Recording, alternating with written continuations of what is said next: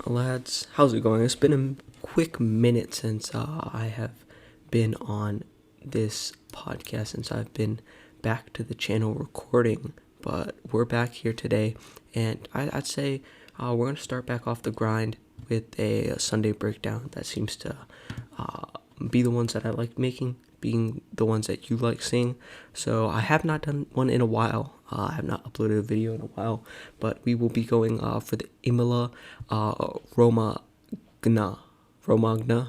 Grand Prix. So that's Imola, the track in Italy. So that was a good race. Mercedes wrapped up the Constructors' Championship, if you guys did not know that already. But we're going to be going through the weekend, a quick weekend. Only one practice session and then a qualifying and then the race. So it shouldn't be that long of an episode, but I hope you guys do enjoy. If you do, leave a like down below, and let's cue the intro.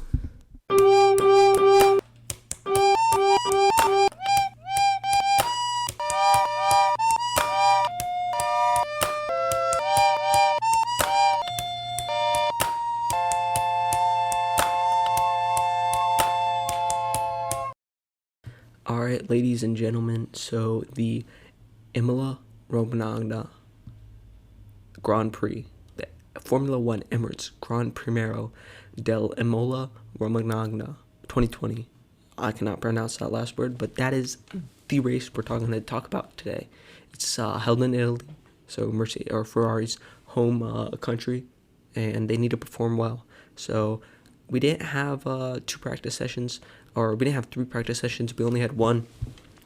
It was a while back. I believe it was due to some weather delays, that the clouds maybe, something of that sort maybe, or it was just canceled altogether. But it was a new track and everyone was learning the track limits. It hadn't been raced since, I believe, 2013, so 7 years. You have some newbies, you have some guys that have not raced on it, but many have not in F1. Many of the people who haven't in F1 have raced in maybe Formula 3 Renault or some open wheel races. So they may know the track. On the Sims, you see people racing on the track. So they're just getting into it.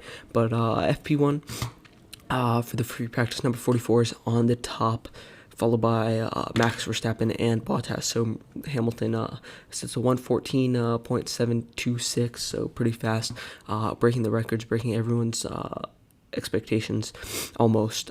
But he didn't go like blazing fast. Like everyone didn't expect him to go this fast, but nobody expected, or everybody expected the record to be broken, the previous record, because it hadn't been raced in 7 years, and the cars are pretty quick now. So that was a bit of a surprise, but qualifying in the race, the lap times will just get quicker and quicker. It is a very quick circuit. Indeed, I believe 13 corners, but they're all very fast. But Pierre Gasly in fourth, so in AlphaTauri, Honda above Alexander Albon, and showing that he definitely has the pace there. Charles Leclerc showing up in fifth, Bourdais Rick in sixth, Ocon behind him in seventh, Kvyat ninth, I said Albon in ninth, as I said, and Stroll in 10th. So the Racing Point doing all right. Checo 11th. So them 1-2, the Renaults 6-7, and not doing too bad. I was surprised to see Pierre Gasly qualify or practice this high, but I think he has something about him and Italian tracks. Like there's just a click that is between them, and I find that very nice. I think that he's a great driver. His racecraft is very nice, and I think he'll be going places because he's fast, and that's just incredible what he's doing ahead of the Ferraris and Renaults in the FP1. As I said, Checo in 11th, Vettel in 12th, so still trying to find his Ferrari. Grosjean in 13th, Sainz in 14th, Gio in 15th, Lando Norris in 16th, Raikkonen, Old Man Kimi, the Iceman in 17th, George Russell in 18th, Magnussen 19th, and Nicholas Latifi 20th. So they're all at the back, who you would expect, Lando Norris. We don't want to see him back there, but we didn't expect him to be too high up. Sorry, Lando. Carlos Sainz, he was a little bit further behind, and I would have expected to see him in the front. And the Kvyat and Gasly, they definitely pushed to be up there, and Charles too, so they took up those spots, and they just got bumped down, but pretty quick times by them. Even I think that there was a second in between Kimi and George Russell. No. Who was it? There was a significant gap between the 17 and 19, so that's where it really jumped. But everybody within 4 through 8 and 9 through 18 were all in 1 second of each other, 7/10 to be exact of each other. So they were very close and could have done some damage, I believe, if they were any closer. So FP1 was very interesting. But then we go on now to qualifying. And qualifying was interesting. You have the normal people who you would expect, but then you have some other people who surprise you a little bit. And may I say, we were surprised this qualifying round.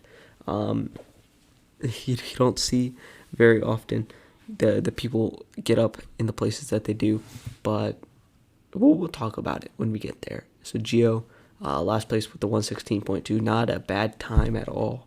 Crazy lap times by these professionals. Latifi 19th, Kimi 18th, Magnussen 17th, and Grosjean 16th in the Haas there. So the Ferrari powered engines mostly in the back, with the exception of Nicholas Latifi. You see Sebastian Vettel and George Russell get out of Q3 or Q1. My apologies for saying that, Q1, and that is a little bit of a surprise. George Russell has out-qualified his teammate all the time, but we do love to see that happening, and Seb getting his grips. He has a confirmed position for next year, and we love to see it. But talking about the confirmed position, we don't know who else is going. So Lance Stroll being in 15th is not a good look in Imola in a quick circuit. Not a good look. He had those upgrades, and that's just not what you want to see from him. Sebastian Vettel in 14th, so just 1 place above him. George Russell in 13th, Ocon in 12th, and Checo in 11th. So the Racing Point's a little bit struggling here. The Mercedes engines, who aren't manufactured by Mercedes themselves, a little bit struggling. I'm gonna be quite honest, but that was not great to see Checo get out of Q2. We want to see him do well. I want to see him strive for greatness and shoot his shot. I don't even know if he's going to IndyCar next year. Nobody knows, but we hope him the best, and we want to see him do well. And that's not just where you want to see him. So it was a little bit disappointing, but cheers to that guy, and good luck this weekend. But going into the top 10 shootout Q3, you have Carlos Sainz in 10th and Lando Norris in 9th. So Lando Norris, the youngster of the team, going in 9th. Carlos Sainz just fitting in right behind him, 1/10. 1/10 between them. So pretty close. Daniel Kvyat in his AlphaTauri being in the top 10. Pushing Ocon and Checo out is crazy. What these guys are doing. Charles in 7th. Albon in 6th, Ricciardo in 5th, and Gasly in 4th. So you have Ricciardo showing his pace in the Renault in 5th. You have Gasly in 4th. Wonderful. I foreshadowed this in FP1, and it's just happening. It's crazy what's going on here. And we love to see Gasly do well. We love to see Ricciardo do well. You have the 3 AlphaTauri guys, pretty spaced out. There's one person in between them, 4, 6, and 8 for the AlphaTauri qualifying, and Alexander Albon is sandwiched in between there. So it just shows who deserves that Red Bull position, if you know what I mean. But going into the top 3 now, Valtteri Bottas goes pole position, Lewis Hamilton goes 2nd, and Max Verstappen that third number. No surprise there of those top runners that has been for the past 2 years almost going strong. So that's just interesting. And we did not have any changes in the starting grid. I do not believe. I didn't see any. But as I get out my notes here, I'm just going to talk about Kvyat. That dude is doing well, and he is going places. And I think that we want to see him strive for greatness as well as we do want to do, as well as we want to see Pierre Gasly. But that was not the case this season, or that not the case this weekend. We did see Kvyat do pretty well. We did see Checo do pretty well. And we did see Kima do really well. But we'll get to Pierre. So November 1st, 2020, the Imola Grand Prix. Excuse me. So Verstappen did get a great start, and Ricciardo as well. And they moved up one spot respectively. So you had Ricciardo, who started 5th. He moved up into 4th. And you had Verstappen, who started 3rd, move up to 2nd. That's how that goes. And Gasly tried to go on the outside of Hamilton, but doesn't get the line and falls back to 5th place. He got squeezed by Hamilton. He tried to go around the outside, and there was just not enough space. And that was disappointing to see that the racecraft and the race awareness of Hamilton was not just there. The respectiveness. You could say Hamilton just wanted that place. Kevin Magnussen does spin on lap 1 and caused Vettel and Stroll to lose places because of that collision. And Stroll hit Ocon as well because they had to slow down and lost his front wing. So Stroll boxes to get a new front wing, but Ocon had that issues, and they would remain terminal as he would DNF on lap 27. And Stroll is the first to box in the first lap and does get a new front wing. So interesting to see how that strategy plays out. He gets 13th place. So not a good strategy. I'm just saying. But his front wing was left on the track, and it couldn't be moved by the stewards because it was so spread out, and there was no time to cause a yellow flag. But on lap 9, Pierre Gasly had to retire because of a terminal engine issue. There was not a big description on that, but it was a terminal engine issue, and it was disappointing to see that. And I said that he wouldn't do well. He qualified very well, and I think this is the point where if you're Christian Horner or you're the principal of AlphaTauri, I'm blanking on his name right now. Leave it in comments. I'm really blanking on his name right now. This is where you made the decision. Pierre Gasly qualifies 4th. Albon, he finishes last. And you take a look at this and you say, we have our guy, Pierre Gasly, and he goes 4th fastest for qualifying. Do we give him a good car and he brings home even possibly a podium? We see if Ricciardo get home that podium, and he was in undoubtedly worse car than Gasly would have been in Red Bull. And you think about that, and you don't know. Like I would say that you would give Gasly his seat back, but it says that the choice isn't up to the fans. But I think from a logistical standpoint, that would just make sense. Like a faster car and bring home the points. I don't know. I think they are giving this season to Albon, but next season they really have to consider these times where he has outpaced him and the car just failed him. And I think that that's an important thing to remember. But moving on now, there was a one-stop strategy by Hamilton, and Hamilton didn't box when the others did, so he was trying to go for the overcut. This strategy here is 63 laps, and by technicality, you can go all 63 laps on 2 pairs of tires, But we've seen Hamilton and his tire wear. We know that he isn't the best with holding up tires. So we just had to keep that in mind. I believe he did take multiple pit stops, maybe 2. So that strategy didn't work.